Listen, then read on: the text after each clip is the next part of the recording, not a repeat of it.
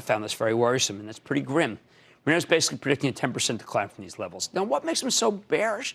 Okay, for starters, there's the moving average convergence divergence, or MACD indicator. That's right here. It's a tool that helps detect changes in a securities trajectory before they happen. The MACD recently made what is known as a bearish crossover. We've seen so many bullish ones. This is a bearish one, all right? That's where the black line drops below the red one, and it's a pretty reliable negative tell. See that right there? Okay, that's very bad. Plus, it's below the center line. Here's the center line. That reflects the S&P 500's ongoing loss of momentum. Another sign of reversal. Okay, now let's go back to Mark Chaikin's indicator. This is the Chaikin oscillator, a momentum gauge developed by the great Mark Chaikin from Philadelphia. We've consulted him on or off before many times. Now, Chaikin's oscillator is a derivative of the accumulation distribution line, which means it measures money flow. Think supply and demand. Are investors eager to buy the S&P 500, or are they desperate to sell? Or are the two sides roughly even, with the buyers and sellers balancing each other out? Given that the Chaikin oscillator is dropping below its center line, well, I guess I don't have to tell you what that means. Yeah, negative money flow.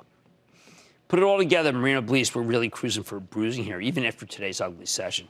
He's hoping the S&P 500 can find a floor at the 2,600 level. Don't you hate that hope, right? That's still a long way from a retest of last December's lows, but it's pretty horrible. If the floor at 2,600 fails, then, well, I don't even know. He did say, when we talked to him, that if this fails, we could revisit this level.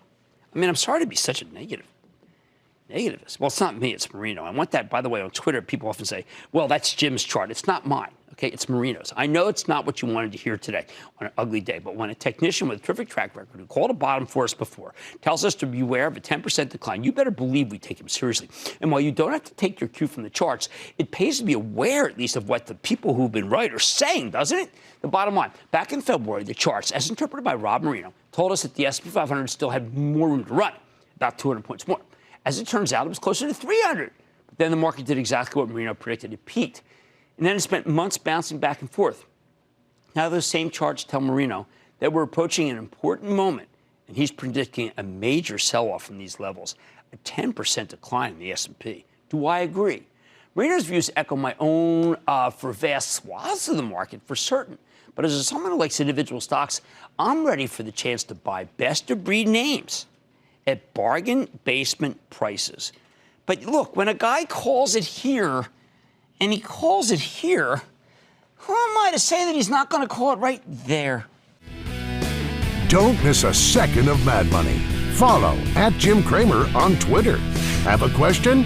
Tweet Cramer. #MadTweets. Send Jim an email to madmoney@cnbc.com or give us a call at 1-800-743-CNBC. Miss something? Head to madmoney.cnbc.com.